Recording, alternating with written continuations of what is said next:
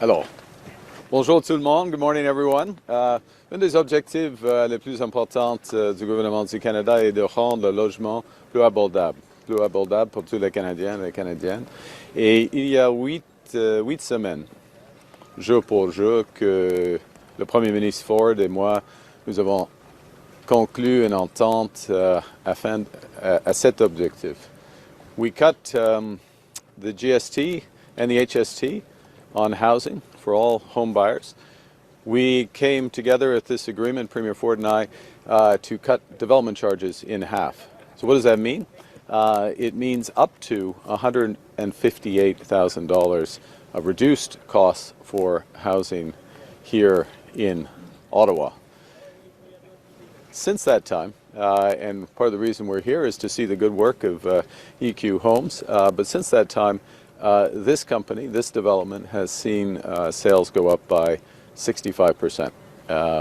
Gives a sense of both the demand for affordable housing, but also the impact of these measures. En même temps, nous avons lancé en septembre Maison Canada avec Monsieur le ministre Robertson, et à ce moment-ci, nous avons conclu des accords, 14 accords, pour plus de 11 000 nouvelles maisons abordables, tellement abordables. Mais c'est pas vrai, hein? C'est plus maintenant. Alors, c'est plus de 14 accords et c'est presque 15 000 maisons abordables. So, Build Canada Homes started just back in September. A series of accords across this country, from Yukon, where the minister was yesterday, to Nunavut, where he will be later this week, to right here in Ottawa, where we agreed to build 3,000 affordable homes with the city of Ottawa. Overall, thus far, in less than 9 months, Build Canada Homes has concluded more than 14 accords, looking to build up to 15,000 homes just for those accords. There's a lot more in the funnel, so we're really getting the momentum there for this core objective of building affordable homes. So I just wanted to take the chance, and Marie-France, thank you for showing around your neighborhood, your riding, and I want to thank the builders and the developers of EQ for helping us fulfill this mission. So with that, I look forward to questions. Good morning, Prime Minister. Marika Walsh with the Globe and Mail. Some critics are saying that the deal you struck with Alberta doesn't set a strong enough incentive for Alberta to stay in the program once it gets a pipeline, that they could easily just pay the $1.2 billion break fee and bail on the carbon pricing regime after they get a pipeline, similar to what we saw with Trans Mountain. How do you respond to that? I'm not sure about the final point of your question there. Well, the Trans Mountain pipeline, Trudeau approved it with the express intention of a carbon price and a cap on emissions. So a couple of things. One is, let's start with the carbon price, which is that we have a carbon market in Alberta, and we have carbon markets across Canada that don't really work. They don't function as carbon markets. So headline prices, $95, $110, actual prices before we began these MOU discussions with Alberta, $20. So headline price 6.5 times, or effective price 6.5 times, where the market was trading at the time. So how do we turn something that was broken, didn't work, didn't achieve what was desired, into something that actually functions as a market? And there's several ways we're doing it. You referenced one of them. It's not a break fee, it's contracts for differences. These are contracts directly with entities that are building renewable power, clean power. So they're contracts. You don't break a contract as a government, certainly not in Canada. So that's $1.2 billion worth jointly between the two of us. The second thing we're doing is putting in place, Alberta has agreed to put in place a floor price starting from 2030. That will be a regulated floor. That means that credits cannot trade below those floor prices, and it's a rising floor. That will also contribute to the functioning of the market. I think the third thing I'd underscore is that this is an agreement. This is an agreement. It's not an MOU. It's not a memorandum of understanding. It is now an implementation agreement, a 50-page implementation agreement between the Government of Canada and the Government of Alberta. Governments, as I said a moment ago, in Canada respect their agreements. There is a desire to do several things, an intent to do several things, an agreement to do several things. That agreement includes building more conventional energy. It means developing a new industry, excuse me, of carbon capture, and it includes having a functional carbon market. And I will add one last thing, which that also creates the possibility of broadening that carbon market across Canada with willing provinces. But that agreement expressly says that to get out of the deal, Alberta simply, or the federal No, government, it does not expressly say that. It says it assumes sole liability. Alberta says that means they would have to pay $1.2 billion if they renege on carbon pricing. Is that not correct? There are contracts for, I answered that question if I may already. There are contracts for differences which are struck for specific projects that would remove, projects to be determined that are going to remove or have low carbon and create, would otherwise create credits. That is part of several factors. That is one of several factors. So there's no that is part of the agreement. I think you might. Next question. Boris, pour le devoir, vous proposez une réforme du système d'approbation fédéral. Il y a 26 organisations environnementales du Québec qui disent que la paix sociale est menacée. Qu'est-ce qui vous fait dire que ça va d'approbation. La paix sociale. Oui, le système d'approbation fédéral. L'approbation pour les projets. Oui, je comprends. Exactement, pour tous les projets.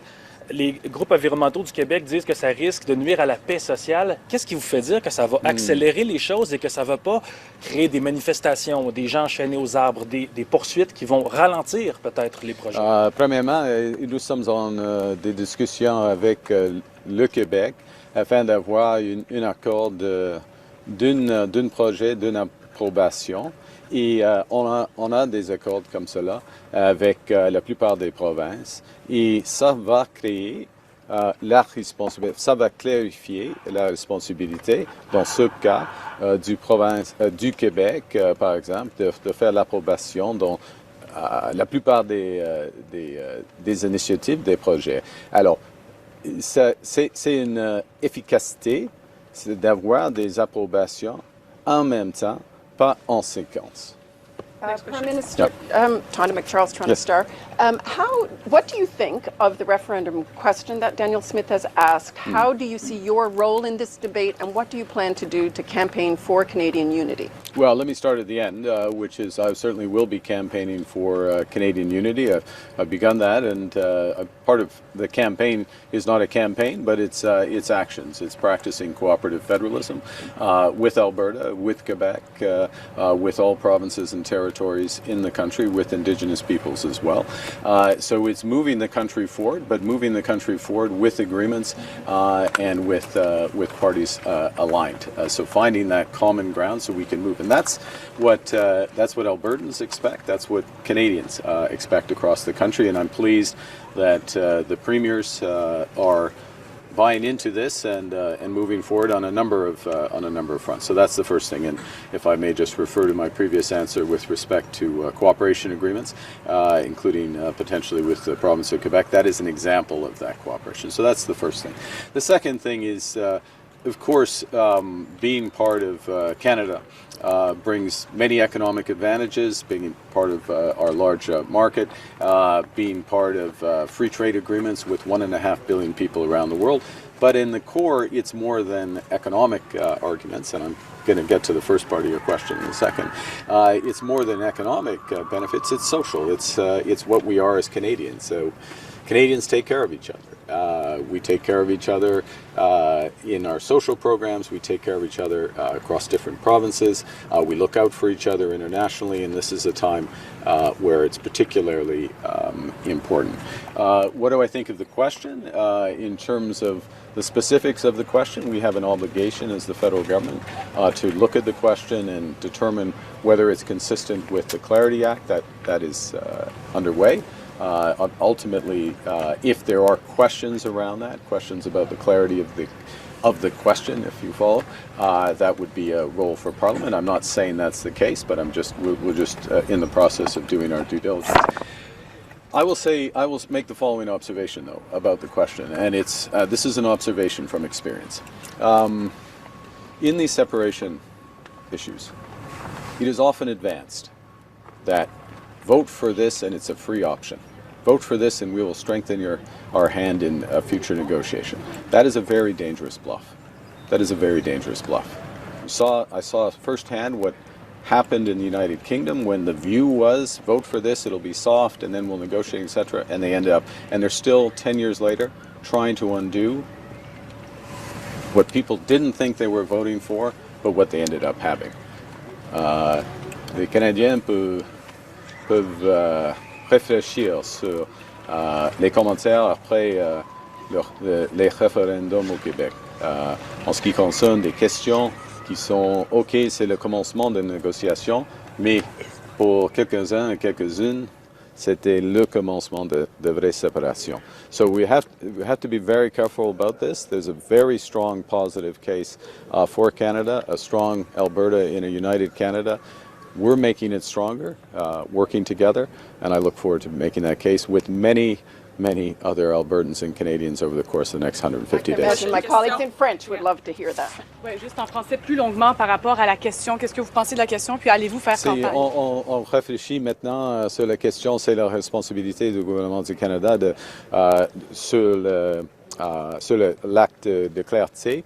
Et il y a des questions sur la clarté des questions, c'est pas évident, mais on fait du travail maintenant.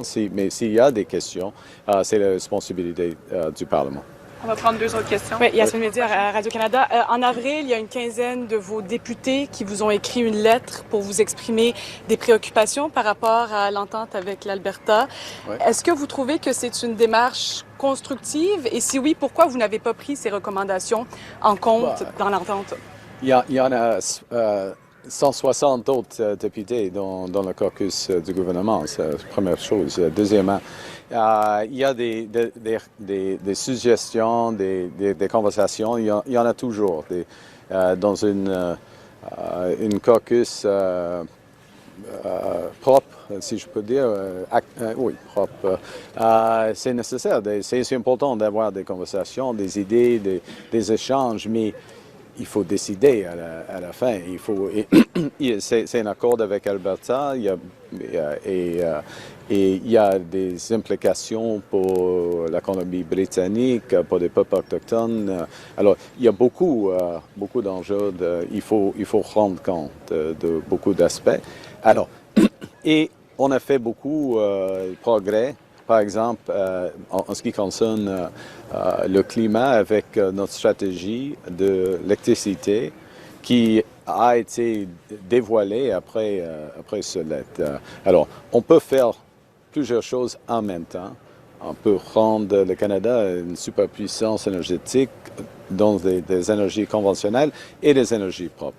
Can we hear that in English as well, please, sir?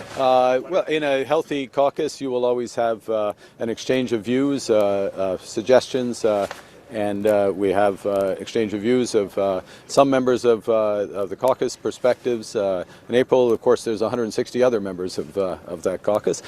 We have to take decisions that are in the interests of the country, that reflect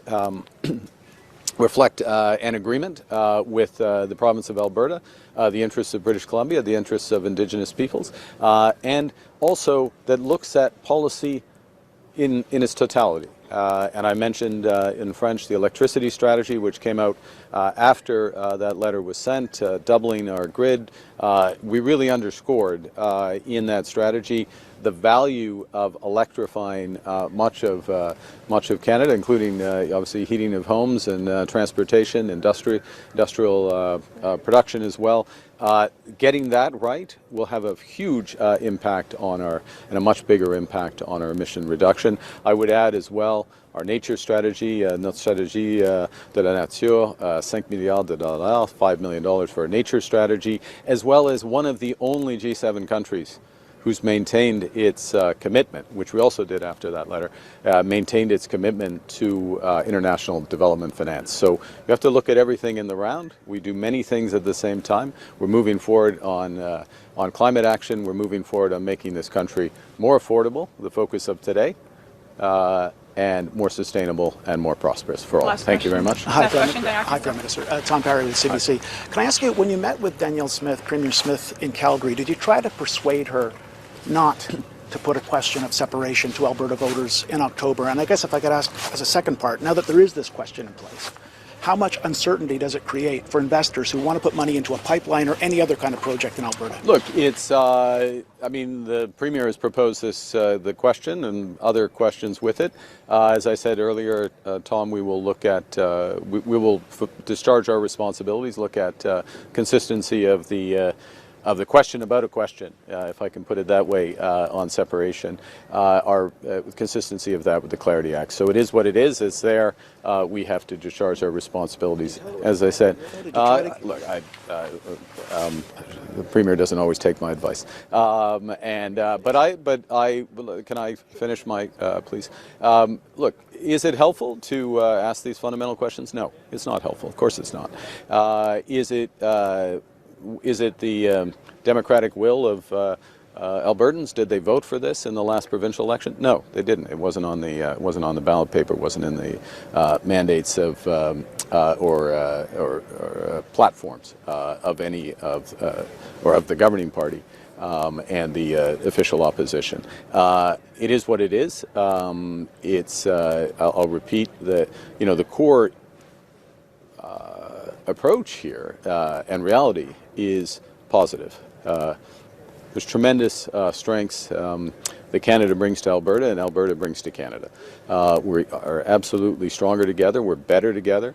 We're better people. We're wealthier together.